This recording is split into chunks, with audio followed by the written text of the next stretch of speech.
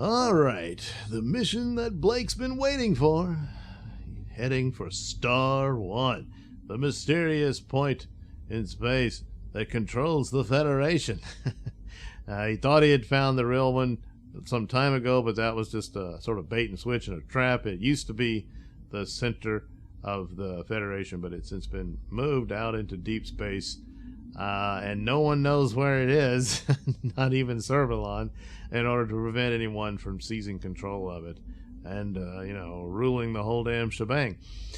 Well, so Blake has the general idea of where it is. He's trying to get to it, and they do come upon it, of course, and his plan is to go in and just destroy it. So that'll break the Federation's rule and control, and this will lead to the chances for revolution against their, fascist regime. There's a crew on there already, and we're introduced to them, and suddenly they're trying to kill this one of their members, this woman, and they talk about, well, she's really the only one left, and gee, what does that mean? So there's already trouble at the base before Blake comes along. He doesn't know what he's walking into. Well, it turns out the reason they said she's the only one left is because she's the only human left. All of her crewmates are dead, and they've been copied by these alien invaders. So this is one of the more interesting aspects of Blakes7, that they don't keep it at the basics. You have him and the Federation that he's against, and that's his main core mission. Of course, there was other side adventures and other planets he went to along the way, and all that stuff, getting a little Star Trekky, or even like you can go back to the Odyssey and stuff like that along this journey to his ultimate goal. And but here is one of these things where you're right there, victory's almost in your hands, and damn it, there's something else. Because it's already been infiltrated. These aliens are the Star 1 is not just a means by which to control the Federation. It's a defense network zone to protect human beings, the Federation, the whole vicinity of the galaxy, from an alien force that's bent on invading it. And they're right out there, and now they've infiltrated the main means of defense that they have. And so it's one of these situations where ultimately Blake finds that, well, this time around, the enemy of my enemy is not my friend. And he ultimately, in fact, Jenna decides this herself, as she stays behind on the Liberator, while Avon and Callie go down to the base to try to destroy it, walking into all this crap. And so that's the interesting aspect of it, that they're forced into these situations. It's like, well, we got to call Servalon, and so they do. And so there you go. The Federation's the only thing they've got to fight off this fleet of alien ships coming in. So Blake realizes, oh crap, I can't destroy Star 1 now, so they got to get rid of, he already set explosives everywhere. They've got to collect them and get rid of them. They managed to get all of them except one, and of course that one goes off. The girl that was in trouble ends up with Blake, and Blake gets shot by Travis. So they finally have the final conflict for Travis. Now Travis just doesn't have a very good ending. But Travis is built up as this, like he's the ultimate foe for Blake, but in reality he wasn't. He was never a match for Blake, and he's his own worst enemy, and a lot of his defeats at Blake were always humiliating. And when you look at him, why is he missing an eye and an arm? Well, it's because of Blake. He should have just retired and went and found some planet to just live out his life. But now he's so mad and pissed off at everybody, he's decided to betray everybody and side with the aliens. So he was going to help them destroy Star 1. Little did they know that, little did the aliens know that Blake was coming to do the same thing. So he impersonates Travis, but Travis gets the drop on him and shoots him. But then Avon tosses him down this, I don't know, I guess, some vortex at the center of the Star Wars complex. I guess it was like a power source or some fusion or what have you. And that's it for Travis. And, at first I was like, golly, he just wipes him out. He's a big deal, But then I think, yeah, he was always a bit of a joke. And that's how it goes. But he probably died thinking he had finally killed Blake. So Blake's badly wounded and at the end there. But then Callie and Avon have to go deal with the other explosives. And the girl goes to find the other one because Blake can't do it. He can't walk, And then she's encountering more of the aliens in human form. And so she can't get rid of the bomb. So she's just going to let it off to kill them, But it damages the defense network. And so now the fleet has a small hole to get through. So now the only thing, until the Federation can get there, the only thing standing between them and the galaxy is the Liberator. And that's where it ends. They're going up against this massive fleet of alien ships.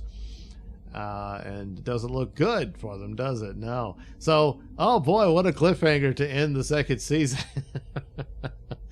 Now, there's other elements here. They went through it about, why these people and their brainwashing techniques was there, why the scientific crew was staying on Star One and they could never leave because no one was to know where it is and all that, but they were so dedicated. And the girl herself was to a fault, until the aliens came in and infiltrated and, copied the crew and whatnot.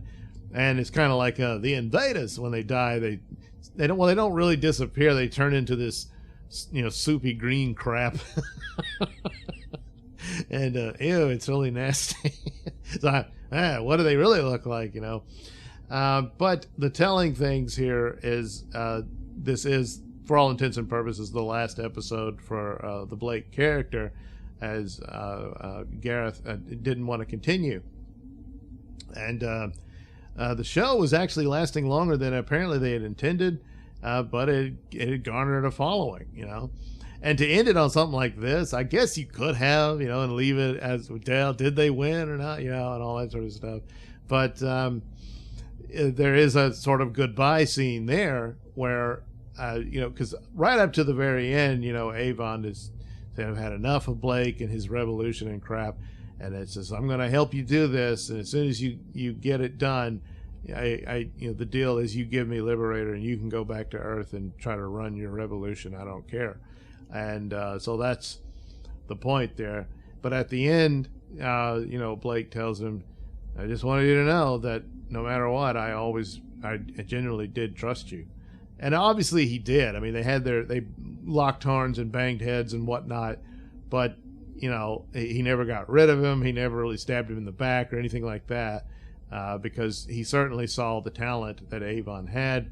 And their arguments between the two is ultimately that Avon was probably more right than Blake is he's the moral compass of the evil of the Federation, that it has to be taken down. Avon just doesn't think it can be done. But you do see some of the signs of now he's become something of a believer, because even Jenna remarks it, But, and just a simple scene there, and it is well acted, because Avon doesn't respond to this, but his face tells the story.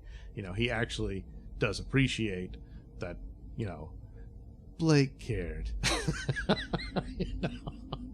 But so it does set it up in a certain manner here to make it for the credibility of Avon's character to be the default leader of the movement after this, which, yes, I guess gives away for the next season, but that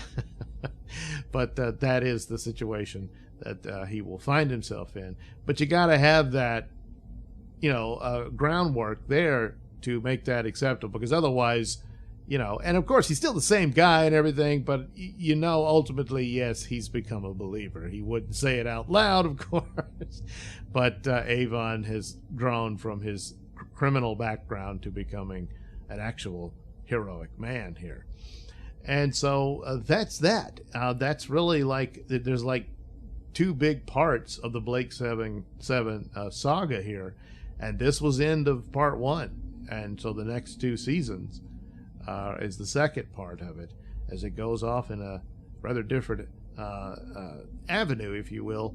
And it's interesting unto it in that, you know, it's a lot of shows you have your basic cast, and I'm sure had Gareth Thomas wanted to continue, you know, he would have stayed on, you know, it would have been that way. But they found a way to be creative about this, and then there's sort of this mystery: did he die? Where is he? And of course, ultimately, you know, the conclusion, which is also very different from a lot of shows, and that's sort of the unique and cool nature of Blake7 that's sadly overlooked far too much, and it's greatly underrated in a lot of aspects, except for people who actually sat down and watched it. You know, it's a creature of its time. You know, the effects aren't up to snuff, and, you know, the spaceships look like what they were, toys, and, you know, and all this sort of stuff. But it's a very dark show, which is interesting for its time, when a lot of sci-fi fare was just seen as something for Saturday morning cartoon type stories and whatnot. But not this, you know, and in comparisons to Doctor Who, of course, it's much darker. Doctor Who's a superior show in its charm and abilities to, you know, to maximize an audience than something like Blake7 could, because there's a lot of familiar things in it, but it is very much its own creature, and does deserve a lot more respect than I see it getting. You know, it's people who are genuine fans, of course, just, you know, glow about it all the time. But you know, as long as this was just a very point A, point B, point, you know, C, point D episode in a lot of ways for what they're dealing with, but there's a lot more depth to it than, you know, you might need to take another glance at it in case you miss it. And so yeah, this is a very significant chapter. It sets the stage for the rest of the show, and we will get to that soon as we continue to watch Blake7. Thanks for watching and listening. Say, while you're still here, why not like and subscribe and share with your many friends? Yes. Also, check out my mini stores in the link description below. Yes, where you can get t-shirts, hats, mugs, all those goodies with my artwork on them. Oh, yeah. And head over to indieplanet.com and pick up a copy of my comic book, Night Night. Oh, yeah. You can also catch me at my podcast, Mr Nailsin Show, on RadioMisfits.com. And you can also watch my videos on BitChute.com and now on Rumble.com. Oh, my goodness, so many places to watch me and my stuff. Oh, yeah. And if that's not enough for you, well, you can follow me on many social media platforms and say hi to your old pal, Mr. Nailsin.